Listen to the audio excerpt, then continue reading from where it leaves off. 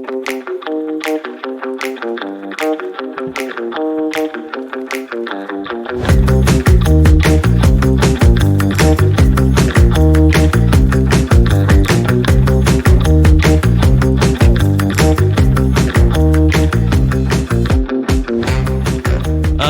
to One-on-One with the Water Boys. This is Jake Marsh. How's your Tuesday, Jake? It's good. Thank you for having me. Really appreciate it. For those of you that don't know who Jake Marsh is, but he looks familiar, a longtime Barstool personality, part of the biggest sports podcast on the internet. Pardon my take, but Jake, you go back a lot longer than that. Syracuse University. What got you to Syracuse? What got you interested in sports broadcasting at the beginning? Yeah, I really enjoyed the cold weather, so I wanted to go up there and spend 8 months a year for 4 years there. No, I always wanted to work in sports, and when I was watching games at home, obviously, I wanted to to be a part of that world in some sense. And when I was starting to begin the college application process, obviously you Google top sports broadcasting colleges, you start looking at the names that have gone there, and you see, oh, these guys are successful. I want to be a part of that. And I went up and visited, and it was awesome. I mean, the resources they have there, the history, the tradition, it's really cool, and I'm glad I got to be a part of it. Do you remember your very first sports broadcast? I do. Yes, it was. I live in Florida now. I just moved back to Florida over the summer. It was here in Florida. It was the Syracuse women's basketball team was playing in a Feast Week tournament in Fort Myers, and the student radio station didn't have anyone to do it because it was Thanksgiving week and no one wanted to do it. But I lived in Florida, so it was just a layup for me because all I had to do was drive an hour and a half. And I got to call it on my own. So it was Feast Week my junior year, so 2016. And yeah, it was really cool. So have you always just kind of been a broadcasting nerd? I'm a podcasting nerd, so like I'm constantly like researching and doing. Have you just always kind of been that way when it comes to broadcasting? Yeah, totally. I got my foot in the door in the business when I was in high school. I started doing the high school newspaper. So I started as like a writer. But then when I transitioned to college, I started going into the broadcasting stuff. But yeah, I mean, growing up, I would always see who's calling what game. There's this website, 506 Sports, that has every broadcasting assignment for the NFL, college football. And I'm always refreshing that to see who's doing what. I follow all the sports media writers and things like that. So, yeah, short answer, yes. I mean, there's nothing wrong with that. If you don't become obsessed with something, I've learned the more obsessed I become with something, the more I can help like other people when they ask questions. I don't Yeah, even know what I know until someone asks a question, and I'm like, oh, no, actually, I have the answer for that. yeah, exactly. All right, so obviously you wanted to get into sports broadcasting. At what point though did you decide Barstool? That's that I want to try this thing out. Yeah, I kind of just stumbled upon it, to be honest. I was after my first year broadcasting at the University of Vermont men's basketball. It was only a seasonal job, so I was just hanging at home, waiting until the next season, trying to kill some time. And I was listening to Part of My Take, and they said they're looking for a summer intern. Email pmtintern at barstoolsports.com if you're interested. And I thought, all right, I've got nothing going on this summer. What's the worst that happens? They don't answer. Well, luckily they did answer, and they asked me to come up for an interview. And the interview, I posted it online, but basically on the spot, they saw me in a suit. They saw my resume. That's where Big Cat and PFT came up with the idea of being Darren Ravel's troll for a summer. And that's how I got my foot in the door. So, to be brutally honest, Barstool was never on my radar really until this opportunity came up, but I'm very fortunate it did, and it changed my career and my life forever. And I want to ask you a little bit more about some of your broadcasting stuff, but I was putting questions together yesterday, kind of thinking through. Do you think that working at Barstool, you understand the typical sports fan better than maybe some of your colleagues in broadcasting? Yeah, I mean, it just shows that there's a different level. Like you have some diehard fans, you have some level-headed fans. I think there's just a good variety. So I think just being surrounded by those people really gives you a good appreciation. Like on one end of the spectrum, there's like Frank the Tank and Max who like yell at the TV and throw things, and then there's just other people who are just like they don't go as crazy. So you really have the nice variety, but it's cool seeing that the way the company spotlights it, and you really get invested in what the fans are doing in those cases as much as what the actual team is doing. And that's what they do with those live streams and what makes them so successful. And I don't know if you do this consciously. I so like I said, I'm a big nerd. I've got ADHD horribly, which means I can fixate on one thing for a little while. And when I was going through listening to some of your calls, whether it's TBT, whether it's the Creator Classic, it's almost like you do it thinking of the people that might be listening, and like the way that you'll do certain calls, the inflections in your voice. Do you kind of pull from that bar stool, like thinking of like, here's the wide range of fans I could be kind of hitting, and I need to try to mix it up as much as possible? Yeah, totally. I think one thing I learned during my broadcasting time at Syracuse is you never know who could be listening. So you got to assume people who are experts in the teams or players you're watching are listening, and then people who have never heard of those people before. Like the Creator Classic is a great example. Like there might be some people who are seeing these guys for the first time, but then there might be some guys who watch every Bob Does Sports video that they've ever published. So I think it's important to kind of hedge your bet and just you can give basic information um, because it might be the first time some people are watching those people.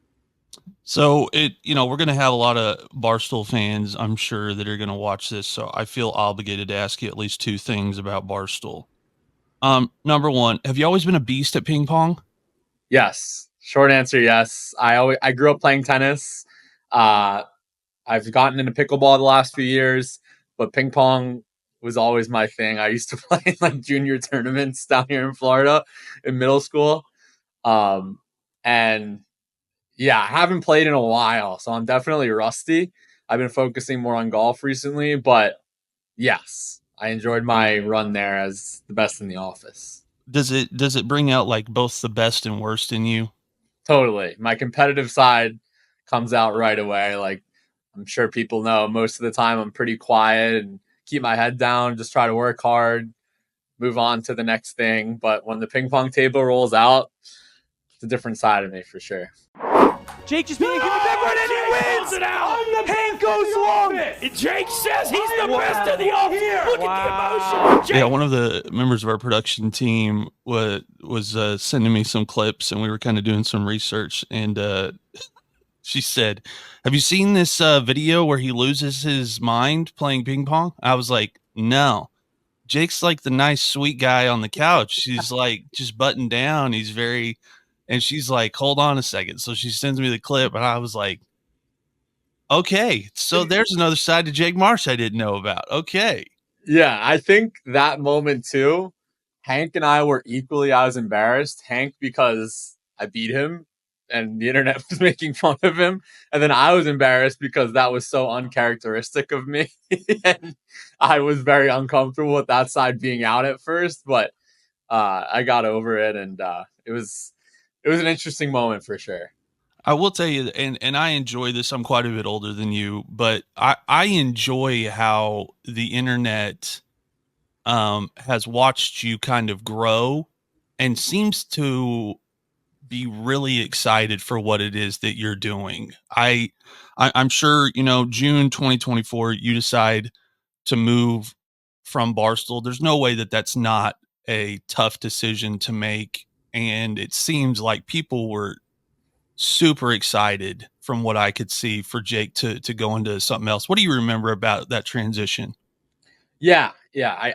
I knew it was coming for a few months. Like I mentioned on that last show, Big Cat PFT and I, we sat down in the spring and kind of discussed like what the plan would be long term and what's best for me and what's best for the show itself. And we both agreed, like, all right, I got to go for this thing. Like before I stumbled across this internship in 2019, like my path and my plan was always to call games at a top network long term. And obviously, this was a detour that I never saw coming, but I don't know how I'm going to get to this long term goal without that taking that detour. Like obviously everyone has their own different path, but I'm just so fortunate for what they gave me, and the fan base, like you said, overwhelming is an understatement. I still haven't even been able to get to every single DM and message because it's just so cool seeing the thousands of people who have your back online. And the internet can be a toxic place, but the Part of My Take fans really are the best and most loyal in the world, and I'm forever thankful for that. And I hope and can that and it would be awesome if they continue to follow my career. And obviously, I'm not on the show anymore, but I still have this massive fan base following my career, which is so cool to see. And I'm very fortunate for that. So while you're at Barstool, they get into something that I think no one ever thought they would see, which is like live sports broadcasting. What were those conversations like? I'm sure you were a part of those at the beginning. Where did the germination of an idea for Barstool to put on college basketball and college football bowl games? Yeah, I mean, to be completely honest, when the football bowl game was announced, I didn't think I was calling it. Uh, Dave made some comments on his show that pretty much hinted at me not being a part of it. So that was a tough pill to swallow at first, but I let the cards on. I let everything play out for a little bit. The game got closer and closer, and I stayed patient. And luckily, it ended up working out. And I think I proved myself to him that I was the right man for the job. But yeah, at first I was like, wow, I better be doing this. I hope I'm doing it, but I didn't think I was doing it.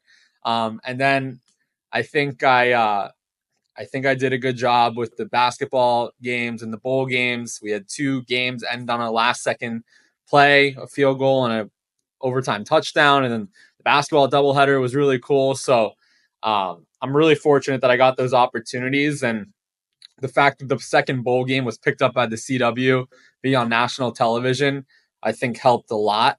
And working with those guys, I'm very fortunate for Dave and Big Cat for allowing me to be a part of the broadcast crew. I know the company runs through them, and just to be a part of that was really, really cool. I think you are a part, and I think it'll go down in broadcasting history in 20 years. You, I think, were the first guy at a desk play-by-play where your color commentators were openly gambling on air. And as a guy that is now almost 40 years old, never did I think that I would see that. And do you remember, did you know going into those broadcasts that they were probably going to be doing that? I knew for a fact that they would be doing that. I mean, there was no secret whatsoever. I think it brought out some very unique and cool clips, especially the first bowl game when you had Dave and Big Cat going against each other. It was the first bowl game. It was Ohio versus Wyoming.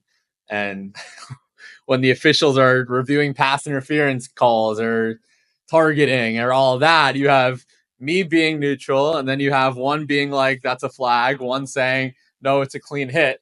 And I'm just trying to keep the shit moving. So it created a really cool dynamic. And I feel like working with them, now I would feel comfortable being paired with anybody in the world, knowing I can put on a successful broadcast because of the curveballs that those guys can bring out in the booth. Yeah, that's what I was getting ready to say. Typically, and I've done a little bit of some stuff, more so color for basketball. And normally the relationship is the play-by-play guy is throwing it to the color guy, and he's kind of helping bring some context to it. You didn't really get a chance to do a whole lot of that. It was more so like, no matter what happens, I'm calling this event as best as possible, and I'm going to try not to get caught up in whatever Dave and Big Cat are doing. So Yeah. there's not a typical broadcast by any means. No, not at all. I mean, last year's bowl game, there was an 80-yard touchdown, and Dave tried high-fiving and chest bumping me. And I'm like, I can't do this. Like, I just can't. Like, I would have been. Would the Barstool crowd have cared? Probably not. But like, I couldn't go to sleep at night knowing I was high fiving and getting excited. Obviously, I was excited for the call itself, but I had to stay down the middle. I had to, and I'm glad I put my foot down and didn't give in. But it was definitely a unique experience for sure. I think that's what I respect about what you did with the Barstool guys is no matter what, Jake was going to keep the integrity of the broadcast as much as humanly possible, even though his color guys are not giving him any help at all. Yeah, I mean, it definitely made for an entertaining broadcast, and some people loved it, and some people hated it. But I think the Barstool crowd really enjoyed it. Others maybe not so much, but I'm glad we got that experience. It was awesome. Yeah, I absolutely loved it. I enjoy the dynamic. I think you know what you can lean into. You know, everything from going to get the suits with PMT. Like, I think you kind of know I want to be the broadcasting guy, and I kind of enjoy that part of it. But you also, what I respect is you don't take yourself so seriously that you can't have fun with it. And growing up, that was kind of always the thing that sports people would poke broadcasters for. It was like, oh, they take themselves way too seriously, and they think that, you know, what they're doing is more important than the game. And that's not true, but that's what dumb fans like myself think when we feel like the broadcaster's not doing a good job for the team that we're rooting for. And so I appreciate that you've done, you know, a great job with that. So you move on from Barstool. What was the first thing you got to broadcast once you'd moved on from Barstool? Yeah, the first thing was I moved back home to Florida. So it was great to be home. It was my first time living in Florida since high school, so like 10 years. And it was just a giant reset on my life. So I'm glad I got that opportunity. And then I came home, and ironically, I started getting more involved in the PGA Tour when their studios actually happen to be in Florida too, up near Jacksonville.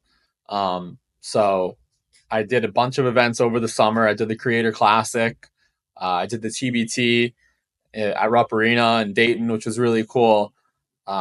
So during what is usually known as a slower time in the sports calendar, I was able to pick up some opportunities during the July and August months, which, like we said, are pretty slow. But now in the fall, still waiting for my shot for football, but now the college basketball is on its way. I'm fortunately getting my shot with CBS, which is really cool. I'm doing a 2-day Feast Week tournament up in Daytona, which is going to be awesome. I'm really fortunate for the opportunity there and hoping that it kind of snowballs into more. And all I'm looking for is a shot. I'm glad getting one with them, and we'll see what happens from there. What do you remember when you got the call about the Creator Classic? What did you think about that idea of putting the YouTube golfers on a real PGA broadcast? Yeah, I thought it was fascinating, and I was in right away. I mean, the numbers from it, excuse me, were unbelievable. I think we peaked at like 140,000 concurrent viewers on the PGA Tour YouTube. Like, that's insane. This is for non-professional golfers playing 9 holes. Like, that is so cool. And I think the feedback was awesome from it. And hopefully it's the first of many. Yeah, I've become obsessed with this idea of, you know, what does the future of sports broadcasting look like? And what I've enjoyed is it seems to be the broadcasts are becoming more based in reality. You know, the PGA Tour guys want to be YouTubers, and the YouTubers have no interest in being PGA Tour guys. Most of them know where their bread's buttered. They know they're just like average, above average golfers, but people have become obsessed with that. And then when you partner that up with like a real broadcast, my friends thought it was the coolest thing they had ever seen because they're so vested into the characters of these guys that they've been watching their YouTube videos on. And I think you did a brilliant job um, doing that. When you look at where sports, the way people view sports, where it's going, do you think it's going to bring more opportunities for things like that? Or, where do you see sports broadcasting in the next like 3 to 5 years?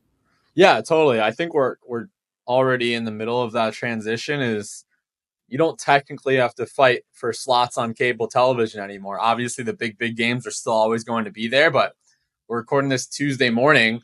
What happened last night? We had a Monday Night Football game exclusively streaming on ESPN Plus of the Chargers and Cardinals. We had an NFL playoff game last year exclusively on Peacock. So you can, if networks and teams are willing to pay for it, you can broadcast anything at any time. You don't have to get a certain time slot on a certain channel. Obviously, the need for cable television with the big networks will always be there for the Super Bowl or main events, but you can, like, we did that Creator Classic on YouTube at 4:00 on a Tuesday. We didn't have to ask a channel to reserve those 3-hour time slot. It just happened. So I think we're going to see more of that, where on demand you can just put together a broadcast whenever you want. Now, I don't want to put you in the hot seat because this is always a thing sports fans debate about. But who are your favorite broadcasters? Yeah. This is always one that can not get me in trouble, but will make me feel guilty if I leave any Listen, guys. if you say you like Joe Buck, 50% of people are already going to hate it. So it's fine. I'm a Joe Buck guy. Half of my friends are not a Joe Buck guy. Listen, if you've appeared on Part of My Take, I automatically like you. So be safe. If you go to Syracuse, I automatically like you. So they're safe. So no, there's too many to name, but obviously you think of guys like Mike Tirico and what he did I was watching him the Olympic opening ceremony. They would show the boats with all those countries fly by, and he would have all these facts about these random countries with just no hesitation. It just like little things like that. It just shows the attention to detail that man has and his variety. He obviously does football. He can do every sport. So he's amazing. Iron Eagles, one of my favorites as well. I think the energy from Kevin Harlan is really cool. Jim Nantz, Total Pro. I mean, again, I started naming names, so now I feel guilty. But yeah, I think it's in a really good spot right now, the business, because there's such a long list of guys and girls who are so good at this that the bar just gets raised every day, I feel. When I was growing up, your color was not typically done by a former high profile player. It would be somebody that had maybe played the game a little bit, but it wasn't somebody that you immediately recognized. Specifically with the NFL and college football now, we've got former players getting into the booth who are high profile players. And it's kind of a new trend. It started really, Tony Romo, when he got into the booth, I remember people thinking, come on now. How is that going to work? And now you've got Tom and you've got Greg Olson. You've got these guys going into the booth. Do you like this thing where a lot of guys are taking an interest in broadcasting that probably traditionally wouldn't have? Yeah, totally. I mean, selfishly, that would be so cool one day for me if I make it to the top to get to be paired with one of the best players ever, right? Like, that's so cool. I'm sure Kevin Burkhardt is just like doing a double take when he looks over to the side, being like, oh my God, I'm literally calling games with Tom Brady. They're doing the Super Bowl this year. So I think that's really cool that they're starting to get big names into the business. And it's just it shows how the business is evolving. What kind of prep goes into you doing a broadcast? I watched a little bit of your prep for one of the Barstool college basketball games. How far in advance do you start that process? Yeah, I think it depends on the sport. I think for basketball, where there's more games, you really can't fully lock in and finish until that team finishes the previous game. So, like, if a team is playing 2 games in 3 days, you can't update your charts to have the stat sheet until the day before because things are going to change. If there's an injury, a change in the starting lineup.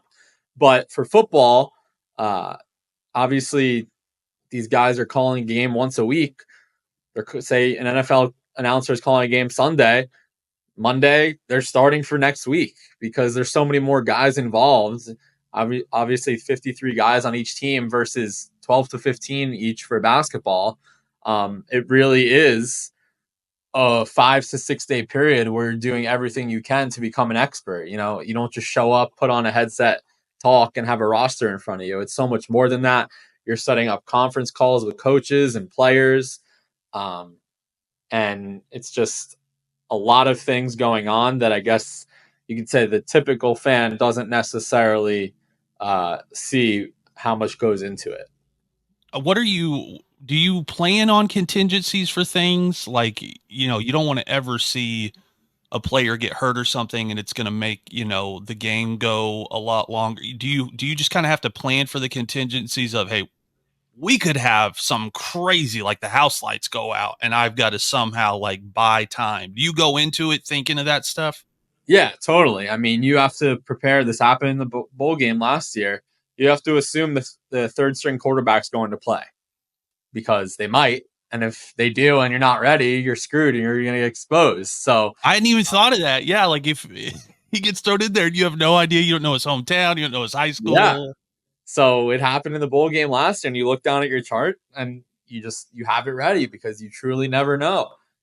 You have for basketball, you have the names of the assistant coaches on your charts and what year they're in and what school they went to, because what if the head coach gets teed up and thrown out? Who's taking over? Who's the head assistant?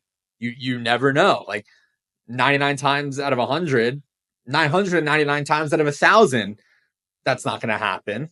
But if it does and you're not ready, you're screwed. So you have to be ready for it. Now I've done radio now for 7 years, so I'm going to ask you a question that probably you and I are the only two people that are going to care about this question. What do you do to take care of your voice? Yeah, that's a good question. I bring cough drops with me and suck on those. Carter Blackburn, a Syracuse alum, he works for CBS. He introduced a lot of us to the trick of putting a cough drop in a water bottle and drinking that because it's constantly just, I guess, I don't know the science behind it, but yeah, I try to just take care of the voice, and especially for the Barstool doubleheader and the CBS doubleheader that I'm about to do. 2 games in a day obviously makes it a little bit more difficult. So you just got to take care of it. And I'm sure there's other remedies. I'm stealing that one, by the way. That's the first time I've ever heard that, brother. And I've done 4 hours of morning radio for 6 years. I've never heard of that. Yeah, I haven't noticed any downside to it, but I've done it a few times. Now, have you been turned on to Ludens? No, what is that? So Ludens is like a throat coat / throat drop that tastes like cherry candy. Okay. They come in a little box, like a real thin box that's perfect for like the inside pocket of your jacket lapel.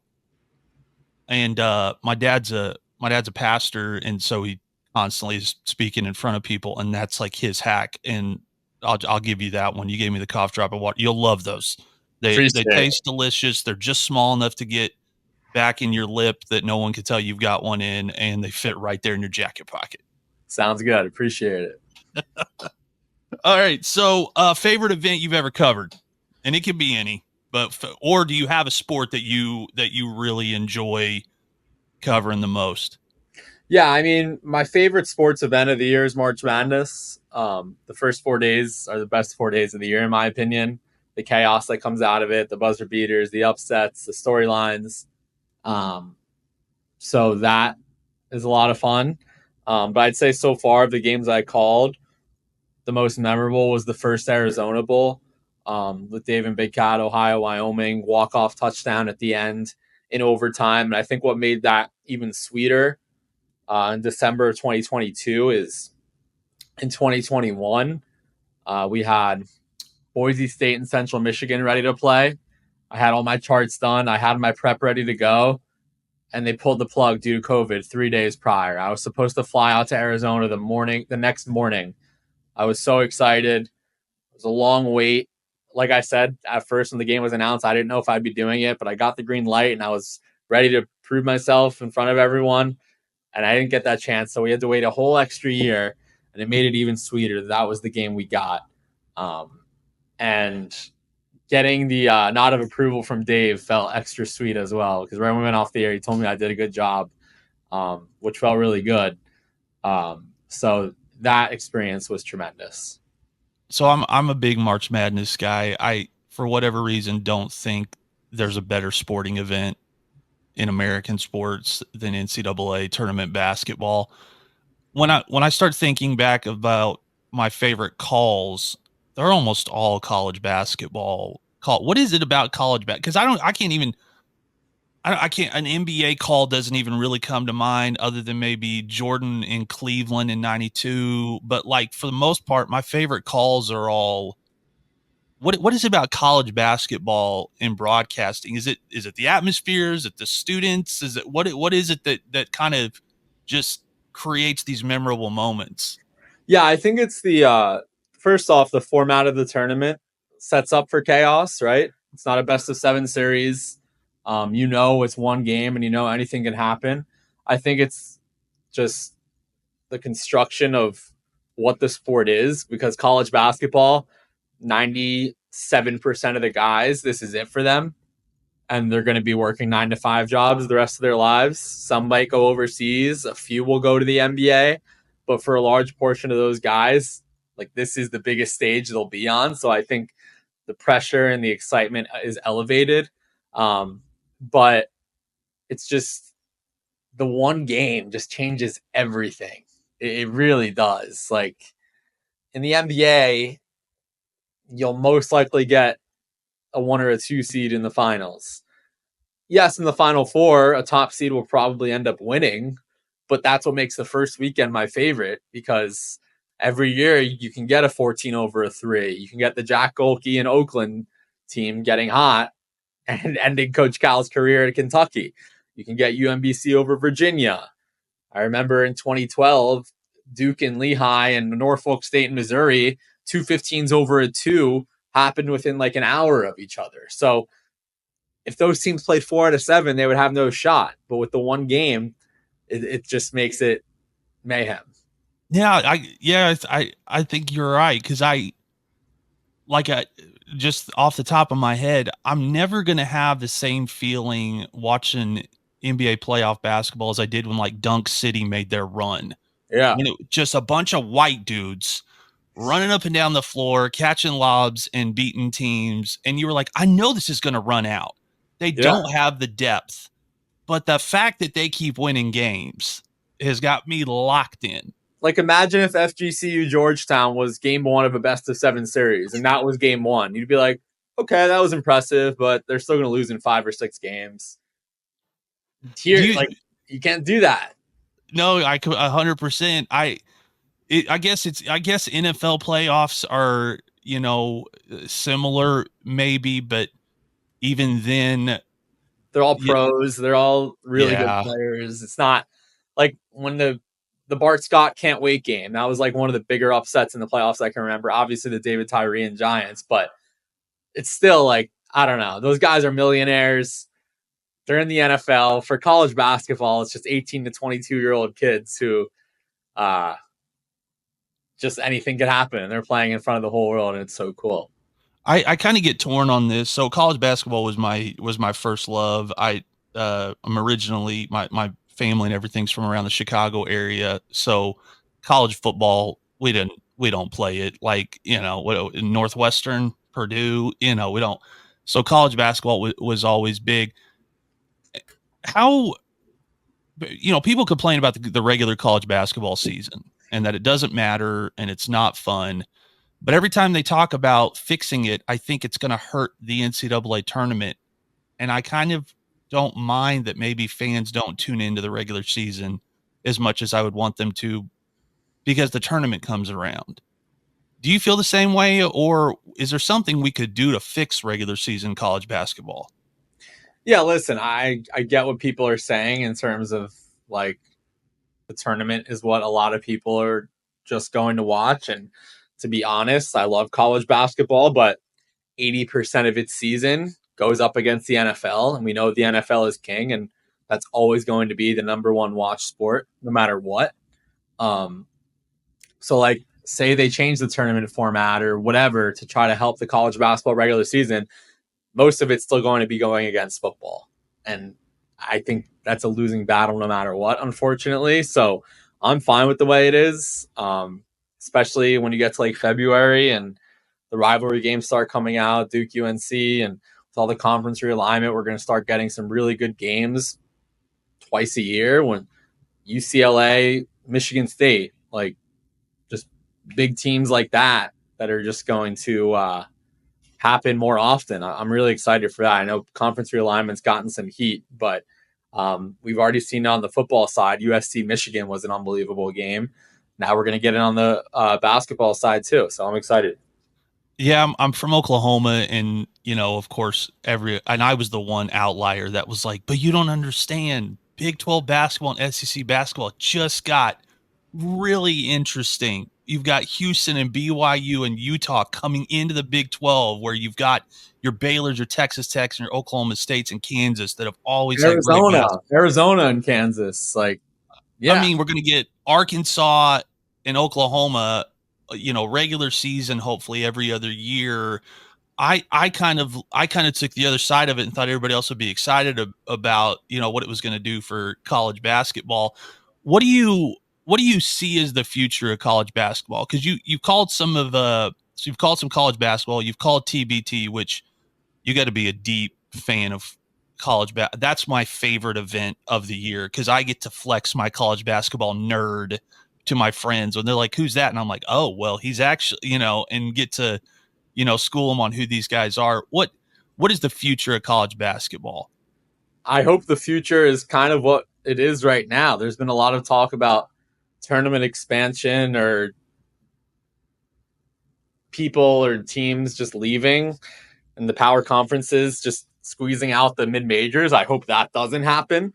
I think the way the tournament is right now is perfect. I think the only change I would make to the tournament, and John Rothstein has said it, is make the first four the last 8 teams in at large. So a lot of them are like bigger names getting to play in it. Now I get the flip side of it where it's 2 16 seeds and you're guaranteed to be a school where you can hang a banner saying you won a game in the NCAA tournament.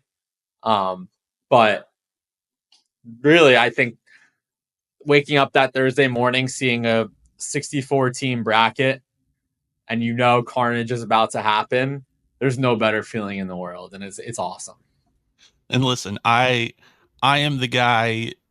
I selfishly, of course, I have teams that I pull for, but I love the mid-major schools. I get so excited when I see them on the board because I know those coaches are putting a game plan together that is just leave it all out there. We got nothing to lose, and they're going to put some crazy stuff out there, and I enjoy the hell out of it. Yeah, totally. I think the way the season works too is it's kind of it's cool because in the beginning, when college basketball tips off, a few weeks after, we have it coming up as Feast Week, where there's wall to wall hundreds of games, Atlantis, Maui, all these other tournaments, and you get some big time matchups. People being like, "Oh, this is this Final Four caliber game," blah blah blah, and that's happening during the daytime at noon on a Tuesday. And it's kind of a preview for what we're going to get in March. And then things slow down a little bit around the holidays. And then January, new year, conference play starts. February, all right, we're getting closer. And then March happens. So I think the season, the way it is like the bookends. The beginning is very exciting. The end is the best. And then the middle, there's ebbs and flows. So I think it's awesome. How much sports are you consuming on a weekly basis? I think it depends on the time of year. The summer, obviously, there's not much going on besides baseball and golf. I've gotten into golf a lot, as we mentioned. But in terms of football Sunday, like I have to be sitting somewhere at 1 p.m. on a Sunday unless I'm calling another event. College basketball, like I've reached the point where now I hope to be calling games more than I'm watching games. So hopefully that's my future. But we'll see.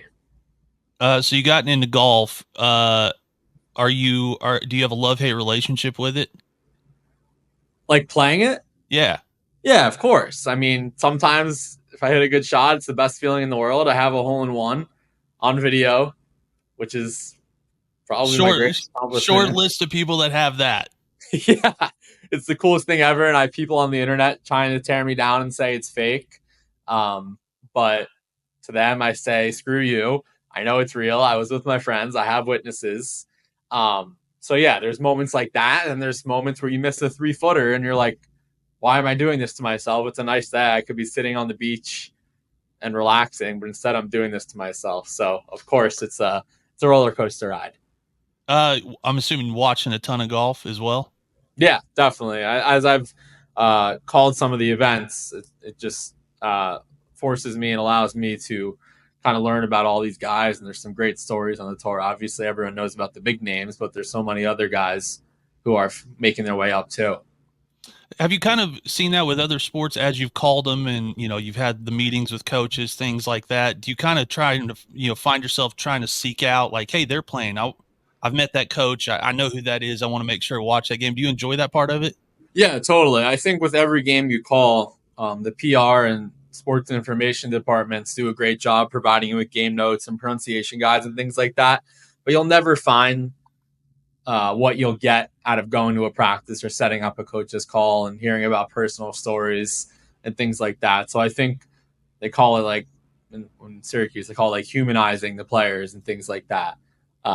That part is really cool. Do you remember the first big athlete that you met that you kind of thought, okay, I'm meeting, this is a bucket list meet here? I mean, there's some guys on Part of My Take who they've interviewed who I've gotten to meet, which is really, really cool. But in terms of events I've called, I would hope that I have a lot more in my future in terms of big names and big teams that I'm going to have like a pinch me moment that I get to call their game. When I was, going to Syracuse, doing Jim Boeheim, his games as a student radio broadcaster was really, really cool. That's crazy, by the way. I mean, like I said, I'm almost 40. There's a short list of coaches that I look at and like, if I could ever meet, and Boeheim is on that list. He's like, if you look college basketball coach up in a dictionary, picture Jim Boeheim should be there. Yeah, exactly. So the last game I ever broadcasted as a college student was March Madness second round, Syracuse against Michigan State. So you had Boeheim and you had Izzo. So that was really, really cool to do. And Syracuse won, and the game was in Detroit. So it was all green and white in the stands. And that was awesome. So yeah, those experiences are really cool. So here's what this last thing I've got for you. Here's what I love about you, Jake, is you took a run at this kind of on a whim. You're watching a podcast and somebody said, hey, we're hiring interns. There are not a lot of people who would go, you know what? What's the worst they can say is no. Most people, the way human nature is, we just go, there'll be millions of people applied. There's no reason to do that. Then you get that, what a lot of people would call their dream job, and you move away from it. What is it about you that gets you to kind of stick your neck out there and go, hey, I'm going to try it and see what happens? Yeah, totally. Like we talked about, Barstool wasn't really on my radar until this opportunity came up. And then what started as a short-term internship, the company gets bought by Penn, broadcasting rights start to become a thing, and it's kind of falling into my lap like, holy crap, like I might be able to be a part of this. And I think that's what helped stretch out my career there to 5 years. And I think the chemistry I have with the guys on part of my take helped a lot too. But then take a step back and you see, all right, now the broadcasting really isn't going to continue being a part of the company anymore. So what does that mean for me and my status here? Like I said, talking with the guys, it kind of hinted at, all right, I got to figure something else out if I want to continue chasing this thing. So it was a great ride. I regret absolutely nothing. 5 years is a long time. I didn't expect a 3-month internship to turn into 5 years and 2 cities. But I'm grateful for that experience. And now I'm just trying to figure out what's next. If you could call one event in your life that you'd be able to like say, this is it, what would be the one event you'd want to be able to broadcast? I'm torn between 2 things. I think it has to be the Super Bowl still. Obviously, like that's a 1 in a million type thing, but Super Bowl, March Madness, those are the peak. Like that's what I'm chasing for every single day when I wake up. Football, March Madness, like being on the call for a 16 seed being a 1 or a Final Four, the 100,000 people in the stands. Like that's what I'm trying to make a reality. Look, I know the odds are stacked against me, and I know there's very, very, very few people who get to do those types of things, but there's also very, very few people who get to live out part of their lives on the #1 sports podcast in the world. And I did that, and I'm proud of it, and I'm lucky. And now it's just trying to chase the next thing and see what happens. If you're somebody that, you know, grew up wanting to be a broadcaster, let's say there's a kid out there that's, you know, wanting to do the same thing and they came to you, what's some advice you give somebody that wants to get into broadcasting? Yeah, I think it's one thing that I think it was Ian Eagle who told a group of us students when we were at Syracuse. It's when you're looking to break in, you never say no to an opportunity. You got to look to get better every single day, and the only way to get better is by getting reps in. Like obviously, when I was in college, like there would be the peer pressure or everyone's going out on a Friday night. Like, why don't I go and be a regular college student? College only comes every 4 years. Like, yeah, I could have done that. Or I could have gone to a nearby high school in Syracuse, New York on a 40-degree night, sat in the bleachers and made a tape for a football game, for a high school football game, just to get better. And obviously that's a trade-off that not everyone would be willing to do. Did I sacrifice some social life aspects trying to chase this thing? Sure. But I think in the long term, it has, and it will continue to work out. So I think just never giving up and just trying to get better every single day can go a long way. One-on-one with Jake Marsh. Thanks, Bubba. Thank you. Thanks for having me.